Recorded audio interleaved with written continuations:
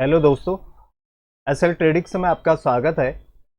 आज है 23 मई 2025 और सामने जो आपको चार्ट दिखाई दे रहा है, ये दिखाई दे रहा है आपको सेंसेक्स का चार्ट।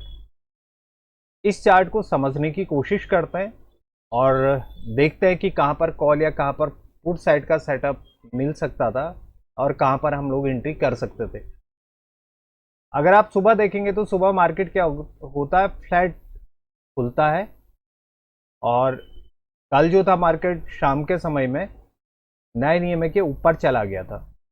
ये 9 EMA की लाइन है ब्लू वाली, इसके ऊपर चला गया था। अब जो मेरा लेवल ये था कि ये वाला एरिया जो था ये रेजिस्टेंस का एरिया था। जो आपको रेड लाइन दिखाई दे रही है, ये रेड लाइन का एरिया जो था ये रेजिस्टेंस का एरिया था और सपोर्ट नीचे था। सपोर्ट इसके नीचे था, या यहाँ से अगर नीचे को आता तो खैर स्टॉप लॉस करते। लेकिन मैंने हमेशा बोला हुआ कि क्लोजिंग प्राइस मेरे लिए बहुत इंपॉर्टेंट होती है। क्लोजिंग प्राइस फर्स्ट डे का लो और फर्स्ट डे का हाई। अब हुआ क्या कि यहाँ पर जैसे ही 5 मिनट की कैंडल नीचे को बनी, उसके बाद अगली कैंडल इतनी बड़ी बन गई कि यहाँ पर एंट्री मारने का मौका नहीं मिला। क्लोजिंग की अगर मैं देखूँ तो यहाँ पर स्टॉप लॉस बहुत बड़ा बन रहा था। उसके बाद क्या होता है कि यहाँ पर एक एरिया रेजिस्टेंस का एरिया है, यहाँ पर आने के बाद मार्केट रुकता है, फिर मार्केट इसके ऊपर चला जाता है। अब इसने हाई ब्रेक कर लिया मार्केट ने यहाँ पर, तो मुझे कहीं पर भी यहाँ पर कॉल साइड को एंट्री का मौका ही नहीं मिला। लेकिन उसके बाद क्या हुआ था कि इस वाली कैंडल पे 10:35 की कैंडल पे इसकी क्लोजिंग के बाद मेरा सेटअप यहाँ पर एक्टिवेट होता है कॉल साइड का, और मैं यहाँ पर कॉल की एंट्री मारता हूँ। इस वाली कैंडल के क्लोज के बाद जैसे ही 10:45 में जो कैंडल क्लोज होती है, मैंने यहाँ पर अपने ट्रेड को काट दिया था। उसके बाद मैंने कोई एंट्री नहीं ली कॉल साइड को। हाँ, पुट साइड को इतना ज़रूर था कि यहाँ पर एक सेटअप बना था इस एरिया पे। ये वाली कैंडल पे लिया जा सकता था, लेकिन यहाँ पर जो वॉल्यूम है वो बड़ा नहीं था। उसके बाद वॉल्यूम यहाँ पर बढ़ा था और इसके यहाँ पर इसके लो के पास में एक ऑर्डर लगा करके रखना था पुट साइड के बाइंग के लिए, तो यहाँ पर एक पुल बैक आपको मिल सकता था। उसके अलावा अगर आप देखते हैं तो यहाँ पर एक सपोर्ट बना हुआ है, ये वाला एरिया सपोर्ट बना हुआ है। और अगर मंडे को यहाँ से गिरना शुरू करता है, मार्केट इसी एरिया पे आता है और गिरना शुरू करता है यहाँ पर अगर कॉल पुट साइड का अगर सेटअप बनाता है तो इस एरिया पे हमें स्टॉप लॉस मिलने शुरू हो जाएंगे। इस वाले एरिया पे जैसे ही यहाँ जाएगा तो एक बार मार्केट यहाँ तक आ सकता है, यानी कि 80,900 तक आ सकता है। ये एरिया रेजिस्टेंस बना हुआ है।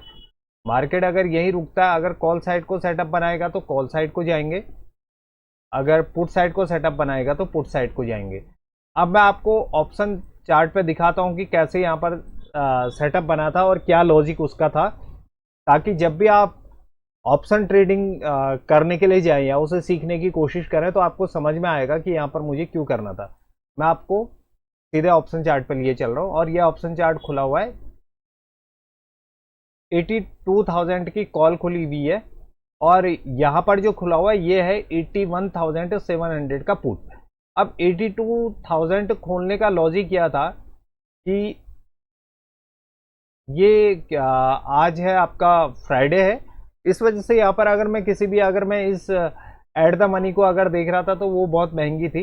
इस वजह से मैंने 82,000 जाएगा तो नहीं, लेकिन पुल बैक अगर मिलेगा तो यहाँ पर एक प्रॉफिट मिल सकता था, सेटअप बन रहा था, तो मैंने इसलिए यहाँ पे 82,000 को खोल रखा था। अब यहाँ पर मैं आपको समझाने की कोशिश करता हूँ कि यहाँ पर सेटअप क्यों बन रहा था और क्या उसके पीछे का लॉजिक था।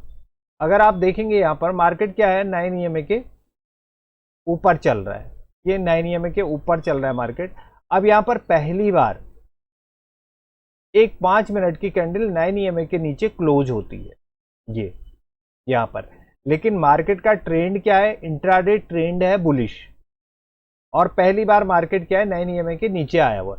अगर ये 9 EMA को ब्रेक करता है और यहाँ पर वॉल्यूम रहता है तो यहाँ पर एक एंट्री की जा सकती थी, जो सेटअप के अनुसार मैं लेता हूँ। मैंने आपको बार बार बोला हुआ कि मैं 9 EMA के ऊपर ही कॉल साइड के सेटअप को देखने की कोशिश करता हूँ। तो सेटअप मुझे यहाँ पर कहीं पर भी नहीं मिला। अगर यहाँ पर की बात करूँ तो यहाँ पर कहीं पर भी मुझे नहीं मिल रहा है। पहली बार क्या हुआ, मार्केट एक बार रिट्रेसमेंट लिया है, मार्केट ने पॉज लिया है। अगर मार्केट ने इसको तोड़ दिया तो यहाँ पर बुलिश मोमेंट आ सकती है। अगर नहीं तोड़ा तो ये मान के चलिए कि यहाँ पर छोटे मोटे प्रॉफिट के साथ आप निकल सकते हैं। उसके बाद अगर ये वाला एरिया टूटना शुरू होता तो यहाँ पर मैं पुट साइड को भी जा सकता था अगर सेटअप बनता तो। अब यहाँ पर देखिए यहाँ पर होता क्या है, मैं क्यों बोल रहा हूँ कि यहाँ पर सेटअप एक्टिवेट कैसे हुआ 10:35 की कैंडल पे। यहाँ पे जो रेजिस्टेंस आ रहा है, ये वाली कैंडल का अगर रेजिस्टेंस देखोगे तो 81,620 है। तो यहाँ पे जो मैंने पुट खोली हुई है वो खोली हुई है 81,700 की पुट खोली हुई है। जब मार्केट यहाँ से ऊपर को जा रहा था, ये देखिए यहाँ से पुट साइड को तो बायर जा रहे हैं, यानी कि पुट साइड को बाइंग हो रखी है, लेकिन जिस तरह से कैंडल बन रही थी उस तरह की मोमेंटम यहाँ पर नहीं आ रही है। यहाँ पर अगर आप देखेंगे तो 10:35 की वो क्या करती है, 10:30 की कैंडल को पूरी तरह से कवर कर लेती है। और यहाँ पर क्या है, कॉल साइड को अगर आप देखेंगे तो वॉल्यूम भी आया हुआ है, इंक्रीज वॉल्यूम में बाइंग हुई है यहाँ पे। और इंट्राडे का जो ट्रेंड चल रहा है वो क्या चल रहा है, अभी बुलिश चल रहा है।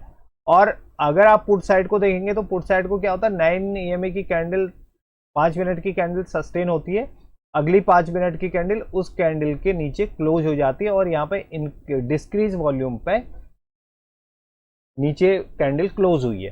तो यहाँ पर मेरा एक्टिवेट, यहाँ पर एक 9 EMA वाला सेटअप मेरा एक्टिवेट हो चुका था। 306 पे 313 पे एंट्री और 50 रुपये का मेरा स्टॉप लॉस। मैंने पहले भी बोला हुआ कि सेंसेक्स में मेरा 50 मतलब अगर 300 रुपये में अगर 300 या 350 या 200 रुपये का अगर है, 200 रुपये का भी अगर कोई ऑप्शन है तो उसमें 50 रुपये का स्टॉप लॉस बनता है। हाँ, 100 रुपये का अगर खरीद रहा हूँ तो फिर मैं 50 रुपये का स्टॉप लॉस वहाँ पर नहीं दूंगा, तब मुझे चाहिए वहाँ पे 25 से 30 पॉइंट का स्टॉप लॉस चाहिए सेंसेक्स में। उसके बाद जैसे ये मार्केट निकला, 5 मिनट की कैंडल फिर से ऊपर क्लोज हुई और यहाँ भी क्या कैंडल प्रॉपर कैंडल बन रही है। उसके बाद अगर आप देखेंगे तो यहाँ पर मैंने जैसे ये कैंडल क्लोज हुई 473 क्लोज होने के बाद मैंने यहाँ पर ट्रेड को काट दिया था, जबकि मार्केट यहाँ से गया था आपका 560, यानी कि 70 पॉइंट ऊपर और गया था। और दूसरी बात करते हैं यहाँ पर अगर आप देखेंगे अब वही 9 EMA यहाँ पर भी सेटअप बन रहा था। यहाँ पर अगर देखेंगे तो मार्केट इंडेक्स में क्या है, 9 EMA का अभी भी सपोर्ट ले रहा है। ये देखिए इस वाले एरिया पे देखिएगा, ये 9 EMA का सपोर्ट ले रहा है। अगर मार्केट इसके ऊपर जाता है, यहाँ क्या है रेजिस्टेंस है, यहाँ रेजिस्टेंस तो ब्रेक नहीं किया इसने।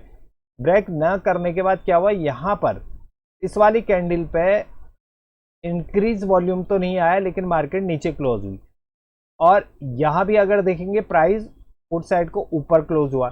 अब यहाँ पर एक वॉल्यूम आया, यहाँ पर अगर इस वाले में देखेंगे स्टॉप लॉस कहाँ है मेरा, 9 EMA के नीचे जैसे ही कटना शुरू होगा तो यहाँ पर स्टॉप लॉस मिल सकता है। तो इस वाली कैंडल के हाई का, यानी कि जो 11:40 की कैंडल है उसके हाई का एक ऑर्डर लगाया जा सकता था, 490 का आपका ऑर्डर बनता और स्टॉप लॉस आप करीब करीब 456 या 440 का।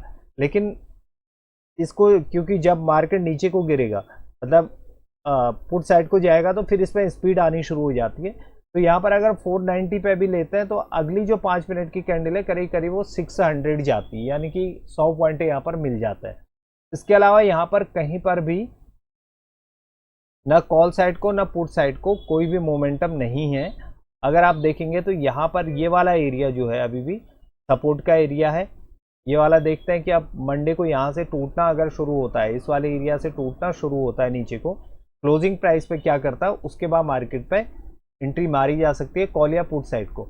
अगर जर्नली देखा जाए, अगर आप अपने सेटअप के हिसाब से देखेंगे तो आपको दोनों साइड के मोमेंटम मिल जाएंगी, लेकिन आपको यह भी ध्यान रखना पड़ेगा कि मार्केट का ट्रेंड आज का है क्या। इंट्राडे जो ट्रेंड चल रहा है वो कॉल साइड का चल रहा है या पुट साइड का चल रहा है। दूसरा अगर आप देखेंगे तो मार्केट कहाँ चल रही थी, 27 EMA के नीचे ही चल रही थी, ये देखिए। लेकिन और कल क्या हुआ था, शाम के समय में 27 EMA के ऊपर भी क्लोजिंग मिल गई थी। और उसके बाद अगर मार्केट अगर आज इससे नीचे गिरना शुरू करती तो या यहाँ पर कोई बेयरिश पैटर्न बनाती, यहाँ से नीचे को यहीं पर ट्रेड करती, उसके बाद नीचे गिरना शुरू करती, तो यहाँ पर पुट साइड को जा सकते थे। अब बात आती है यहाँ पर सपोर्ट देखिएगा, सपोर्ट यहाँ पर कहाँ कहाँ मिल सकता है। अगर मार्केट कल को यहाँ मतलब मंडे को यहाँ से अगर नीचे को आता है तो यहाँ से टूटना अगर शुरू करेगा तो यहाँ से बहुत अच्छे स्टॉप लॉस मिलने शुरू हो जाएंगे आपको, पुट साइड को बहुत अच्छा मिल सकता है। और सपोर्ट बना रखा है इस वाली एरिया पे, ये वाली, ये हमारा सपोर्ट है इंट्राडे का। अगर यहाँ से नीचे को आना शुरू होगा तो फिर ये प्रॉपर बियरिश पर चला जाएगा। तो इसलिए आप जब भी ट्रेड को देखने की कोशिश करते हैं तो 9 EMA का हमेशा ध्यान रखिए और डेली ट्रेंड क्या चल रहा है वो देखिएगा। अभी मैं आने वाले समय में बायर क्या होता है, सेलर क्या होता है, इस पर वीडियो डालने वाला हूँ, और हमें बाइंग क्यों करनी चाहिए और कौन सी बाइंग करनी चाहिए उस पर भी मैं वीडियो आप लोग के लिए डालूंगा प्रॉपर, ताकि आप लोग की समझ में आए कि बाइंग होती क्या है। क्योंकि शेयर खरीदने में, शेयर में दो ही चीज़ें होती हैं, बाई या सेल, जबकि ऑप्शन में ऐसा नहीं होता। ऑप्शन में जो बायर होता है वो पुट बाइंग भी कर सकता है, वो कॉल बाइंग भी कर सकता है। वो सेलिंग करने के लिए उसे या तो कॉल सेल करनी होगी या पुट सेल करनी होगी, जहाँ पे बहुत अधिक कैपिटल की ज़रूरत पड़ती है। जो रिटेलर के पास इतना पैसा होता नहीं है कि वो ऑप्शन को सेल कर पाए, इसलिए वो एक ही चीज़ उसकी पसंद रहती है, वो रहती है ऑप्शन बाइंग की। इसलिए आप ऑप्शन बाइंग को अगर सीखना चाहते हैं तो आप मेरे एसएल ट्रेडिंग चैनल पर जाइए और वहाँ जा कर के आप वीडियो को देखो और समझने की कोशिश करो। अगर कोई कमेंट है तो मेरे कमेंट बॉक्स में डालो, मैं ताकि आप लोग को समझा सकूं। अगर वीडियो पसंद आई हो तो आप इसको लाइक करिएगा, शेयर करिएगा और चैनल को सब्सक्राइब ज़रूर करिएगा। Thank you very much.